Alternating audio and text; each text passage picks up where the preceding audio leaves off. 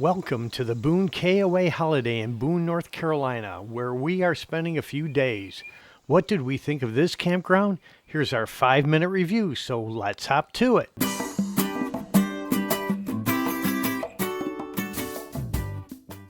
The Boone KOA Holiday is a smaller, older KOA that's a short distance off of Route 421 in Boone, North Carolina. Located in the beautiful Blue Ridge Mountains, the area is rich in scenery. To get to the campground, you have to partake in some of the scenery, as the last mile off the main road is a narrow, windy road that made me just a bit uneasy.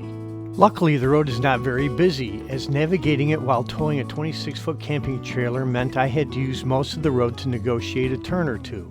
It's a bit unnerving, but doable, and there were a couple of large Class A rigs, one that even towed a car behind them that made it into the campground.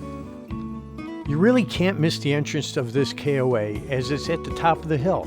Just keep an eye out for the silo with the giant KOA sign on it. This KOA boasts an elevation of 4,000 feet above sea level, and they say they are the highest KOA east of the Mississippi. As it is in the mountains, this area does get snow in winter, so it is only open from May 1st till October 31st. Check-in is 1 p.m. and checkout is 12 noon. There are around 88 sites to rent with quite a few pull-throughs. They say they can handle rigs up to 60 feet in length, but only a few sites can accommodate that size. Most of the sites are much shorter and narrower, as this campground is on the side of a hill and the sites are mostly along the embankments. Our site was tight and had just enough room to fit our trailer and truck. We had to break out the tire levelers to get things on an even keel, as there was quite a hump here. Other sites were more leveled than ours, and quite a few were even worse. Power is very good with newer power posts. Water pressure was also good, and the sewer connections were adequate. There is no cable or satellite TV. We tried using our antenna, but we were only able to pick up a few local channels that faded out a lot. Wi-Fi was pretty much average for a campground, with upload speeds around 13.5 megabits per second. While we were there, we did have a few dropouts, but each time the signal quickly came back. Our T-Mobile phones had a tough time, with signals shifting between 5G, LTE, and no signal at all. Speeds varied anywhere between 35 and 80 megabits per second. In all fairness, we had the same varied results no matter where we traveled in the entire area. There are 12 cabins to rent, with 3 of them that had their own bathrooms.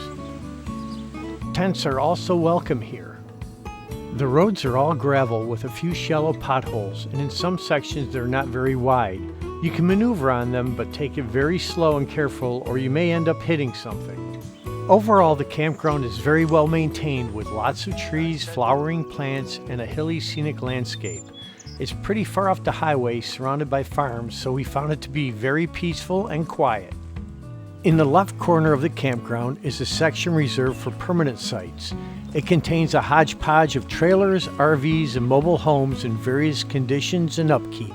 There are 2 bathroom locations. They have the standard older KOA-style bathhouse in the main building and a small 2-unit facility at the bottom of the hill that doesn't have showers.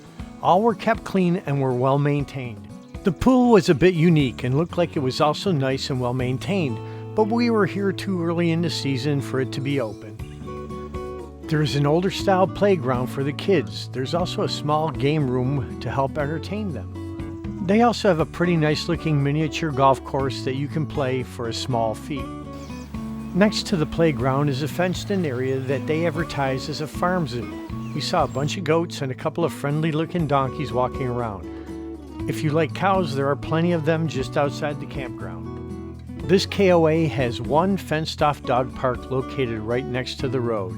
It's a narrow area on a grassy slope. If you're here camping, you're probably here to visit the local sites, and there are quite a few things for you to do in the area. The town of Boone is about 5-mile drive away, where you can find stores, shops, and restaurants. Well, that's about all I can say about Boone KOA Holiday. It's an older style campground, and it doesn't have the glitz of many of the newer resort style KOAs. So what did we think of it here? We liked the quiet mountain surroundings, the treed lots, the good power and water, and the nice looking swimming pool. We were not as excited about the small uneven lots, narrow hard to negotiate campground roads, and the lack of cable or satellite TV. Overall, we rate the Boone KOA Holiday 6.5 Ribbits.